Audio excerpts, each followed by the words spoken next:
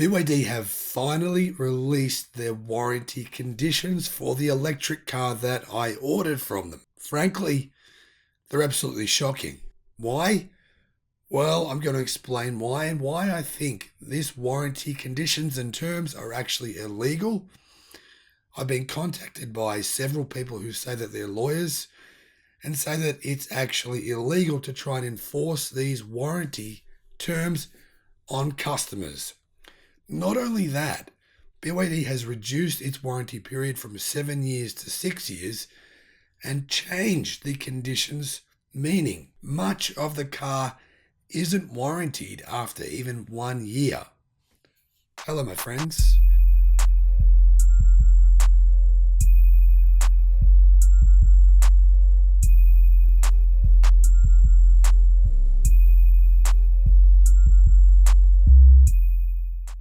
Welcome to the channel. I'm the Electric Viking. As you know, I have ordered a BYD 803. I'm still waiting for the car. It was meant to arrive in July. Hopefully it'll be here in September. BYD says it will back its cars with a 6-year, 150,000 kilometer warranty for their batteries. On the other hand, they have an 8-year, 160,000 kilometer warranty. However, unlike basically every other manufacturer in Australia and New Zealand and most countries around the world, there are some really bizarre clauses in this warranty. A close look at the warranty terms and conditions reveals some very alarming issues, and frankly, I'm absolutely shocked that BYD think that they can get away with this stuff. Some of the things that are not covered by BYD's 6-year warranty include vehicle lights on the back and the front of the car. Because they're LED, they therefore are not just globes, they're the whole assembly.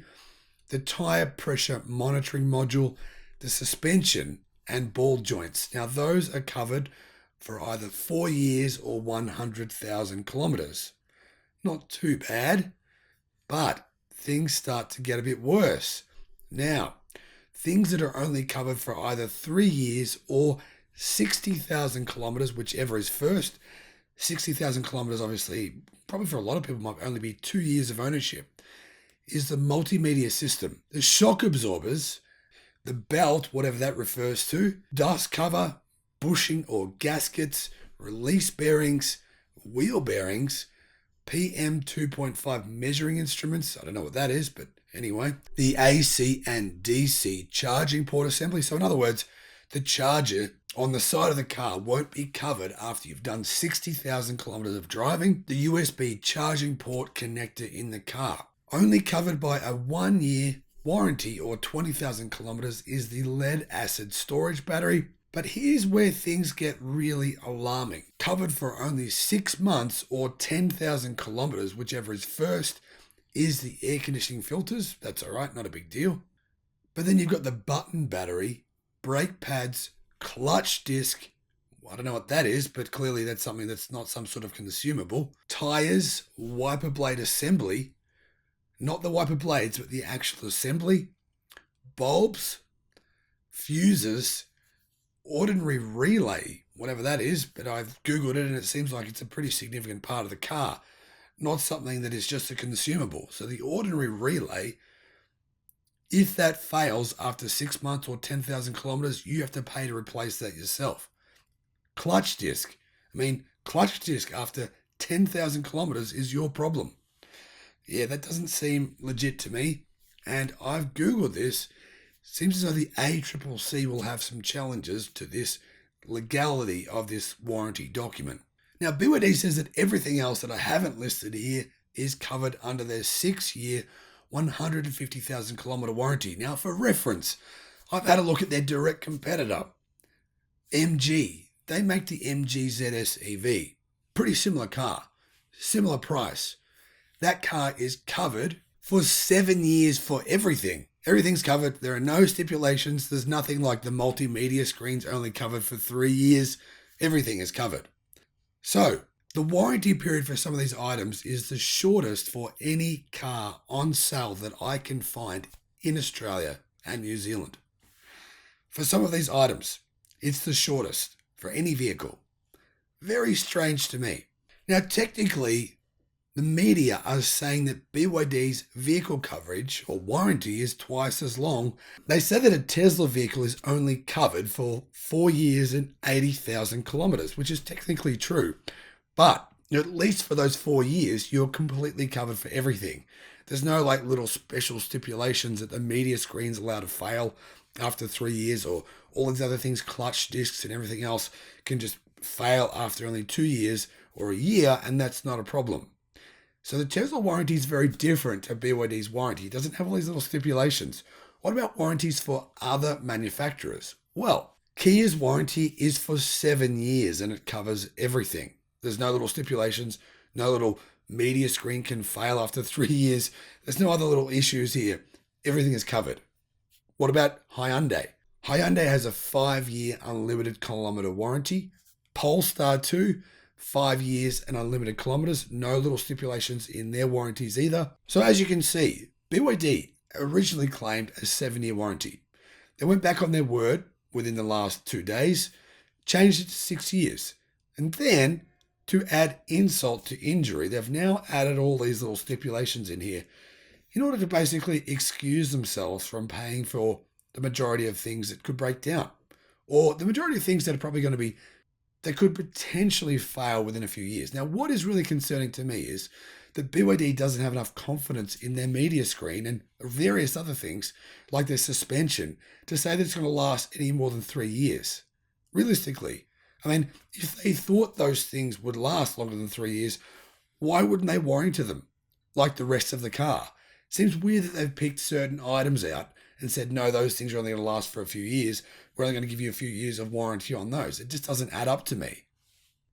So now, not only is a BYD electric car more expensive to service than pretty much all of its competition. Now, those of you saying Tesla's more expensive, no, Tesla's not more expensive. You don't have to service your Tesla at all. You can do no service. You still have a warranty. So yeah, you can take your Tesla anywhere to be serviced. There's plenty of automotive places that will give you a good price on a Tesla to service it, because they know what Sandy Munro just said, which was, Munro and Associates automotive engineers in the US recently did a first impressions video of the BMW iX EV.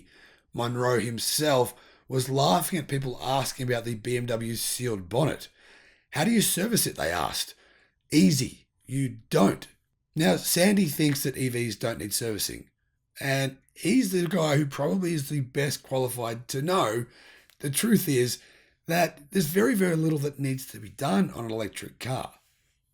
Therefore, servicing costs should be lower than internal combustion engine vehicles. However, there's a lot of different cars that I've looked up where an internal combustion engine vehicle is cheaper to service than this BYD EV. In fact, I've had 3 dealers send me emails today offering to sell me their internal combustion engine vehicles while I wait for their EVs to come, which is, who knows, they're saying a year away or 2 years away or 3. But anyway, they're saying that their servicing costs are less than the costs for this BYD electric car. They're trying to con me into buying one of their gas-powered vehicles. Obviously, I'm too completely disinterested in that. But the point is, no, this BYD electric car's servicing costs are not good. It's an EV, and it should be compared to the cost to service other EVs. The cost to service the MG ZS EV, which is the direct competition to this car, is much, much lower. There's no $600 fees to service it. Now, the servicing company called Eagers here in Australia just want a guaranteed revenue stream like an internal combustion engine vehicle.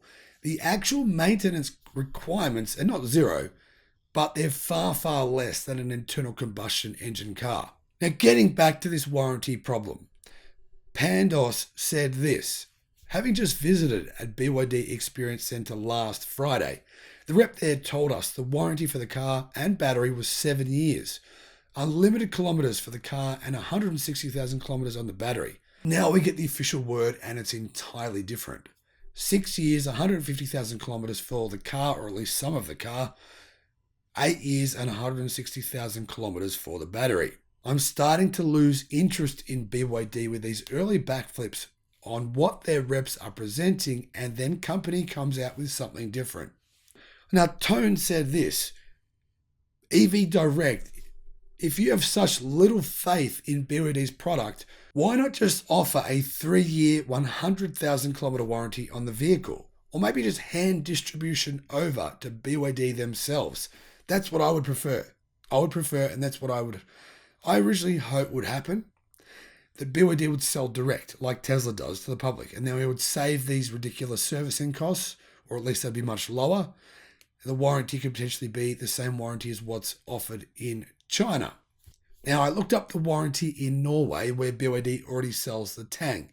As far as I can tell, it's the 8 years, 160,000 kilometers on the battery pack, and the rest of the car is 5 years, everything. There's no stipulations, there's no little standard things with only 10,000 kilometers and 6 months for some items. Everything else is 5 years. Now, speaking of warranties and laws, there is a thing called Australian Consumer Law 2011. This trumps car warranties.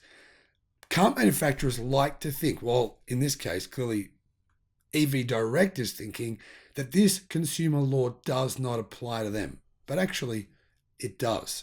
And I think it's highly unlikely that this consumer law will allow BYD to refuse legitimate warranty claims on a lot of these items within the next few years of car ownership. I've had quite a few people contacting me saying that they're contacting EV Direct, sending them emails, that they're very concerned about this behavior.